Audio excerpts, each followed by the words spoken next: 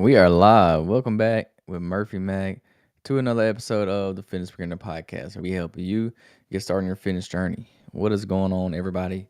Hope you all are having a great week so far. Well, you should be listening to this on a Monday, so I hope you have a great week.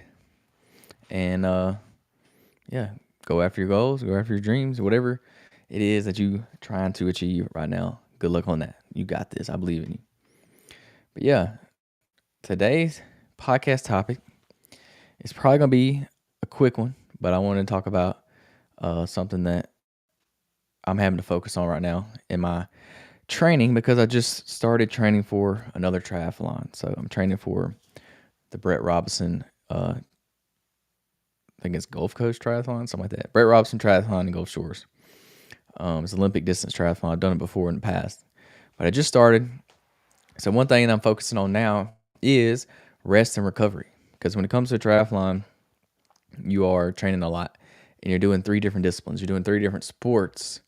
So when you do that, you have to train a lot.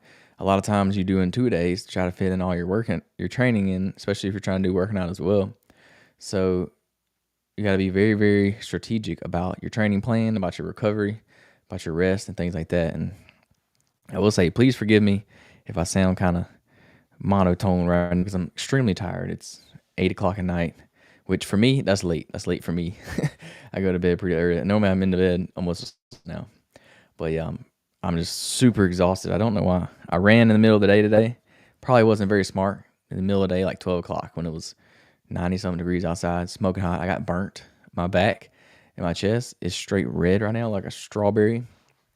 Just 1 hour in the sun, literally, and I'm fried. It's terrible. It's shout out to all the gingers out there. Y'all know the struggle. It's hard to be a ginger out here, especially in this Alabama heat. They don't play no games.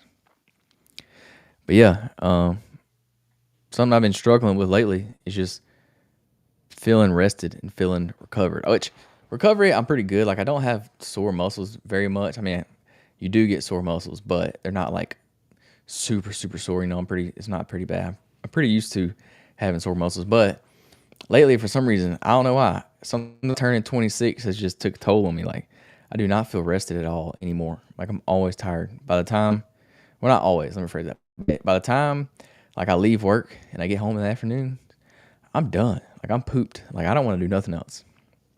I don't know what it is, but it's like it hit me like a ton of bricks, and now like it ain't going away. And I was talking to my wife earlier, and I was like, yeah, I don't know what it is or why I'm feeling this way all of a sudden, but like I just noticed, and she said, that's what happens when you turn 26. when you're officially an adult, you know, you get off that your parents' insurance. You're officially an adult now. And I was like, yep, that's what it was. As soon as I turned 26, now I can't get rested. So I don't know, something about night times. I get tired. I can't stay up and do things like I used to at nighttime. Like I got to go to sleep because I don't have no energy. Like I don't want to do nothing. Like it took everything in me to get on this podcast right now. I literally have been sitting at my desk for over an hour now, contemplating doing this podcast, which I don't know why. I'm so like I could have been done to this an hour ago and I could be done with it already. But here we are. I made myself do it because I wasn't gonna admit to something and then not do it. So here we are. An hour later, we just now doing it. So that's my little ramble. Sorry, but yeah, we're gonna talk about rest and recovery because it's one of the most overlooked, you know, kind of parts of your fitness journey, especially when it comes to a training block if you're training for something specific. But it's very important, and you got to have it, especially, you know, as a beginner, because when you're first starting out, you're going to be very sore. You're going to be doing new movements that you've never done. Your muscles are going to be moved and worked in different ways that they've never been worked in. So rest and recovery is important, and it can make or break your progress, if we're being honest. Like you can definitely overdo it when it comes to fitness, for sure. And we all know that. If your body's sore, it's telling you something. Hey, maybe you shouldn't work out this muscle again until it's recovered. It's pretty common sense at this point, or at least I would think so. So first, we're going to talk about why rest and recovery matter. So most people think you grow in the gym, like you get stronger, you build muscle in the gym. That's not true.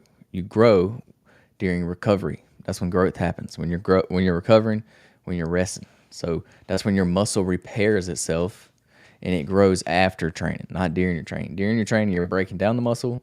When you recover, you're repairing the muscle. You're making it stronger. It's getting bigger. It's getting stronger. So without rest, your performance is going to suffer, and your injury risk is going to go through the roof. Like you're way more prone to injury when you have a lack of sleep, lack of recovery, lack of rest. Your risk increases a lot. So we want to stay away from that, especially at the beginning stages, because y'all already know it's hard for you to get started. But if you get injured when you first get started, well, that's pretty much a wrap right there. Like, you're gonna quit if you get out of the rhythm of going. You get hurt, like, you're probably gonna fall off. Let's just be honest. That's just how it works. So we don't want to do that, and we don't want to overtrain, because overtraining is going to lead to burnout. It's going to lead to you being fatigued. And then you could also suffer some other things like, mood swings, sleep issues, no progress, plateaued progress. So we don't want that. We want to have a good mix and good balance. Also, on top of that, mental recovery is just as important as the physical recovery. So that stress is going to impact your recovery and your performance. So stress just from your typical everyday life, or from work, or from home, that's going to have an impact on your your physical fitness as well. So we want to reduce stress as much as we can, and it's also going to help. It's going to work against your recovery. Like, you're not going to be able to recover as well if you're more stressed. Sorry, I'm trying to get comfortable here. But yeah, we wanted to reduce that as much as we can. So there's different types of rest and recovery types. You have the first one, which is passive recovery. So what is passive recovery? This is, think of like a full rest day. So like a rest day where you do absolutely nothing. You have no, or not nothing, but like no structured activity. You have no, training, no walking or anything like that. No recovery at all. No structured activity whatsoever. This is a full rest day. That's passive recovery. Next, we have active recovery. So active recovery is still a type of recovery, but you're doing something. You're not doing nothing. So think of like light movements. So think of walking, stretching, yoga, cycling. Maybe even if you went for like a light swim or something, that could be active recovery. Just something that's very easy on the body, but it's getting your body moving. It's getting you, your blood flowing, your blood pumping, getting your body moving, stretching out a little bit. It's not just not doing anything at all. The next type of recovery is sleep. So this is the ultimate recovery tool. We all know this. Sleep is very, very important. You should aim to get 7 to 9 hours of sleep per night. I don't think I really have to explain myself on this one. Everybody knows we need sleep. Get more sleep. Everybody could use more sleep at this point, because we all, waking up early, going to bed late, and that's just how it is nowadays. But try to get sleep as much as you can. It's going to be your ultimate recovery tool for sure. And not just, when I say sleep, I don't just mean like total time of sleep. Total time of sleep is good, but you need actual quality sleep. Yeah, you can sleep we'll just say 8 hours. You can sleep 8 hours a night, and the quality of that sleep be low or not good quality. Like 8 hours of good quality sleep is going to do way more for you than poor quality sleep. And there's a lot of things that go into that. Just some things right off the top of my head I can think of is like caffeine. Like, if you're taking caffeine late at night or in the afternoon, yeah, you may be able to fall asleep and still get 8 hours of sleep, but the quality of that sleep that you're going to get with caffeine in your system is going to be of lesser quality. Like, it's not going to be as good. So try to, cut off caffeine at least by like 2 p.m. at the latest in the afternoon. You really shouldn't be drinking any caffeine after that, because it's going to affect your sleep whether you realize it or not. People are thinking, well, I can drink caffeine and go right to sleep. No problem. Yeah, you can. I can do that too. But what you don't realize is that caffeine is still in your system. It's still affecting your sleep. And you're not getting as good of sleep as you could if it wasn't in your system. So try to cut off caffeine earlier in the day if you can. That's going to help you out with getting better quality sleep. And then other things like, if you snore while you sleep, try to fix that. If you have like sleep apnea and things like that, there's all kinds of things that can affect your sleep. Quality of your sleep, not just the total amount of time of your sleep. So yeah, aiming for a total time, that's good and all, but you want to make sure the quality of your sleep is good too. So lower the air conditioner in your house at night. You want it cooler in your house. If you need a nose strip to breathe better at night, I use those a lot. Do that. If you like to use mouth tape to make sure you're not mouth breathing at night, that's cool too. I do that as well. So just figure out the different things that work for you. So that way you can get the best quality sleep as possible. The next type of recovery is your nutrition. So again, food is fuel. Fueling your body post workout with protein, carbs, and hydration is key. Like you got to have this food to rebuild your body, to refuel your body.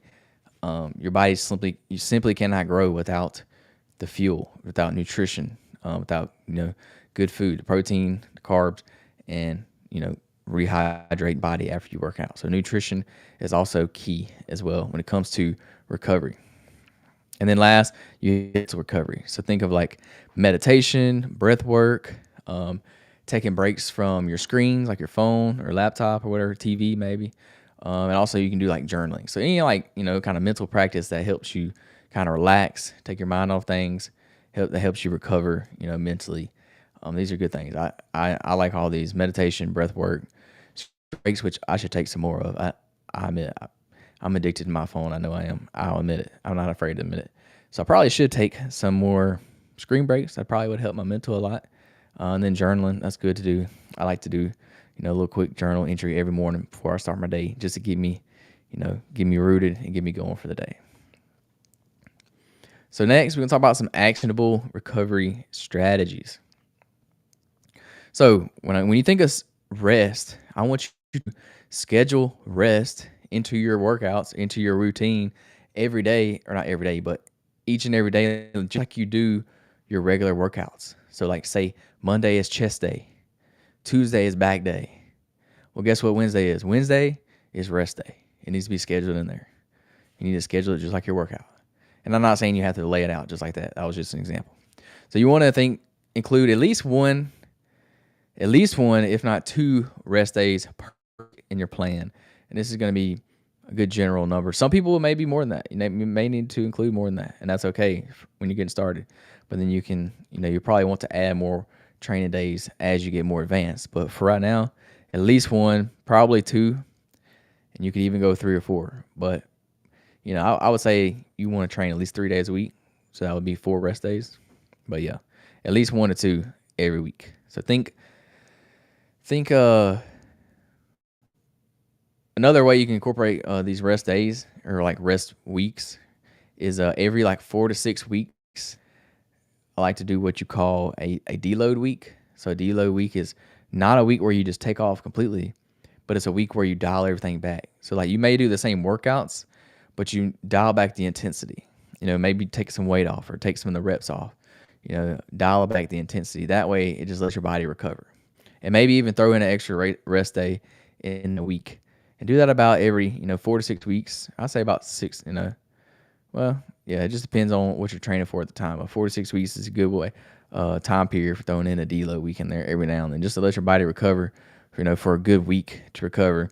And a lot of times what you'll find is on these deload weeks is you'll find the next week when you come back and really start pushing again, you'll find that you're actually stronger than you were before you took the deload week. And that's because your body's had time to fully recover, and it's kind of rebuilt itself, and then you're ready to go that following week. So it's good to periodize deload weeks into your training. So you want to master the art of recovery. So on non-lifting days, I like to do what we call active recovery, which we talked about a little bit earlier. So take a walk, 30-minute walk. Do some low intensity cardio. I like doing, the Peloton, which is just a spin bike. I like doing a spin bike. I've been swimming a lot lately because I'm doing triathlon training. So swimming's a good, active recovery that you can do. So on your non-lifting days, if you don't want to just take the whole day off, like me, I don't like just doing nothing. So I like to do some kind of active recovery, like going for a walk. Honestly, that's what I would recommend for most people. Go for a walk. That's like the best form of active recovery that you can do, just because get you outside, get you moving, get your blood flowing, you get some sun, get some fresh air, and to me, walking is like, it's kind of meditative. Like don't take your phone, or you may have to take your phone, but like don't even walk with no headphones in. Just walk, you and yourself and your own thoughts, and it's kind of like a little, it's kind of meditative. Or take your dog. That's what I like to do. I like to walk my dog.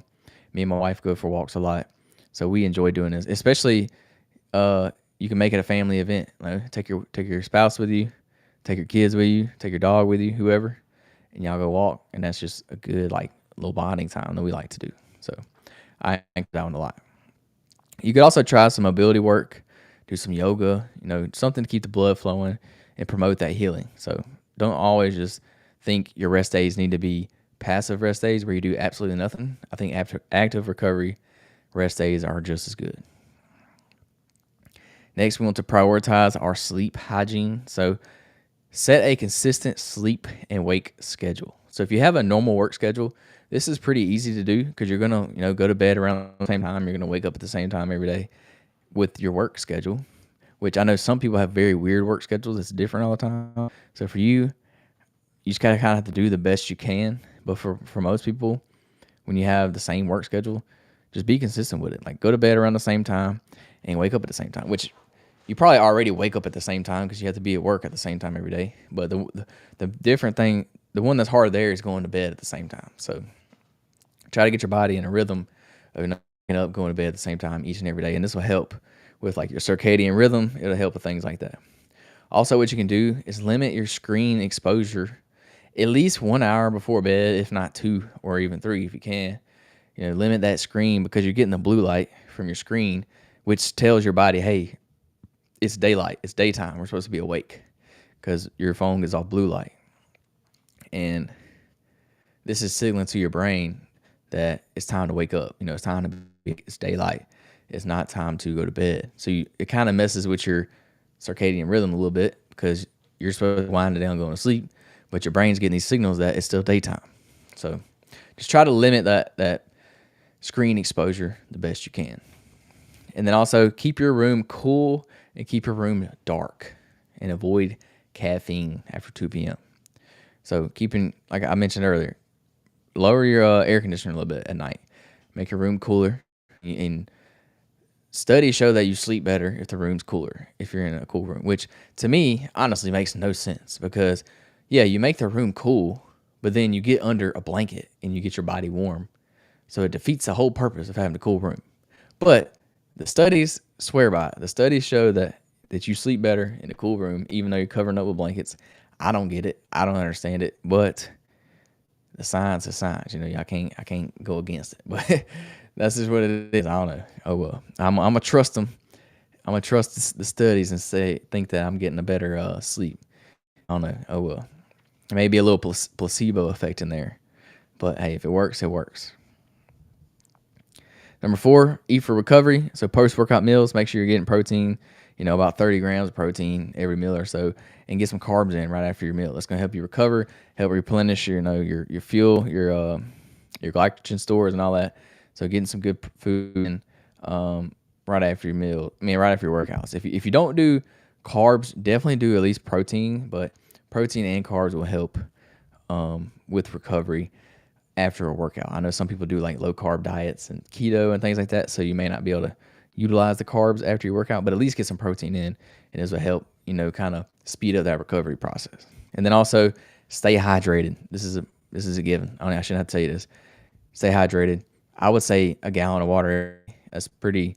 It's an easy way to put a number to it. Is a gallon. Honestly, a gallon's probably a little bit more than what you need, but to measure things out, it's just easy to say a gallon. So I would say a gallon. Yeah, that's if you get a gallon in, then you know for a fact you hit your water goal for the day because you probably got a little bit more than what you really need. But yeah, I would go for a gallon. That just keeps it simple. Number 5, listen to your body. Don't ignore fatigue. Don't ignore soreness. Don't ignore, irritability, mood changes, things like that. These are signs that you probably need to rest, that you're probably overdoing it. You need to recover. You're doing too much. So listen to your body. And then modify your intensity or take an extra day off when needed based off how your body feels. And I'll be the first to say, you're going to be sore. That's a given. You're going to be sore, especially starting out if you're lifting weights. That's part of it. But I'm talking about when you get in that soreness, if you're feeling an injury or if you're feeling super, super, super sore, you definitely need to take an extra day off or be smart. Or if say your chest is sore, but your back and your legs are still good, then you can still work out your back and your legs. Just take off from your chest. You know what I'm saying? Whatever body part is sore, just don't do that one until it recovers. And yeah, listen to your body. If you feel like you're overdoing it, you're probably overdoing it. And then number 6, use your recovery tools wisely. So like recovery tools like foam rolling, massage guns, compression gear like the compression boots that you see a lot nowadays, Epsom salt baths, ice baths, things like these. Use these, to your advantage. They're good tools to use, so use them if you can, and they will help recovery. I'll be the first to say they're not going to work wonders. Like they're not going to be the end all be all. I promise you, I've used all these. I've foam rolled. I've used massage guns. I've done ice baths. Yeah, they help, but they help very little in the grand scheme of things, and they will speed up recovery. But at the end of the day, you're probably still going to be sore. You know what I'm saying? If you're working out hard, training hard. But that's part of it. Your body will naturally heal itself. And these are good tools. They are good to use. And some people really enjoy using different recovery tools, and that's cool. I'm all for it. Do it. It's probably not going to hurt you. It can only help you if you're doing it correctly. So use them to your own advantage, but just know that they're not going to make you feel 100% better. They're not just going to work all the magic. So you still got to give your body time to rest and recovery. It's going to take time. These are all think of these as like supplements to, rest and sleep. It's just like a supplement that you take. It's not the end all be all. It's just going to help. It's not going to replace anything. So yeah, after saying all that, you got to kind of change your mindset around recovery. And I have a problem with this as well. So think of rest as it's not lazy. You're not being lazy if you have to rest. It's a strategy. Think of it as, think of it as a strategy to help you recover and make you, last longer. So you want to train hard, but you got to recover even harder to recover from the training. So think of recovery as think of it as a discipline. It's just like training. It's just part of your training. So training is part of your, your routine. You're working out. Recovery is part of that too. It's part of it. It's a discipline of your fitness journey. So give yourself permission, to slow down, take rest days, recovery if you need them, and it's going to help speed up your progress. But at the same time, you can't be a little, I don't know what's the right word. You can't be weak, man. You can't just say, "Oh, my pinky hurts. I'm gonna take a day off." This is not an excuse for you to take a day off because you don't feel like working or you may be a little sore. I'm saying be smart when you're borderline injury, super sore. You'll know. Just use your best judgment. Don't use that as an excuse to take off just because I said if you're sore you can take a day off. That's not what it's about. So I challenge you this week in your training, if you don't already, at least one full rest day, or take that rest day and use it as some kind of active recovery. This week, implement it into your training routine. And then another thing I really want you to focus on is improving your sleep. This is a big one. Try to create you a wind down routine. Everybody has a morning routine. Everybody has a cool morning routine. They do all these things, they check all these boxes, and they get going for the day. But they don't have that for the end of the day. They don't have that for winding down. So I challenge you, create a wind down routine. You probably already kind of have one. You just don't call it a routine. You probably already kind of do the same things every night. But yeah, you used to get ready for the bed, turning your lights off, dimming the lights if you can dim them, turn your screens off, put your phone up or whatever.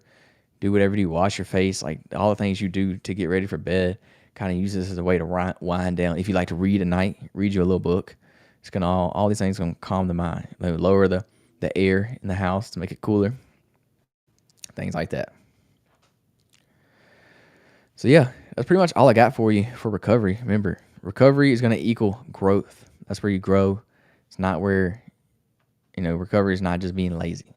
So sleep's critical, nutrition's critical, recovery is critical. Obviously, listen to your body, and I just encourage you to take recovery seriously, especially if you train it for an event like I'm doing right now. I'm training for my triathlon. So recovery for me right now is very important because I'm doing a lot of training. I'm doing 3 different disciplines. I'm doing swimming, biking. Actually, I'm doing 4. I'm doing swimming, biking, running, and I'm weight training. Well, every week. Not every day. I'm doing something every day, 7 days a week. A lot of those are 2 days. I'm training, I'm working out, and doing something, either swimming or biking or running. So recovery for me is very, very important. and it's important for you as well if you're training for something specifically. But it's also important just in your everyday, fitness routine, your normal workouts, your normal everyday day to day things. So yeah, hope y'all enjoy that. Thank y'all for listening. If you hadn't yet, go ahead and subscribe to the podcast. Apple Podcast, Spotify, wherever you at. YouTube, we're at the Fitness Beginner Podcast. Go ahead and subscribe over there. I appreciate it. If you hadn't yet, share the podcast with your friends, with your family, somebody you know that's starting their fitness journey or looking to get started or has already started, and they just need something to listen to. I appreciate it. Y'all have a great day. Peace, love, protein. We out.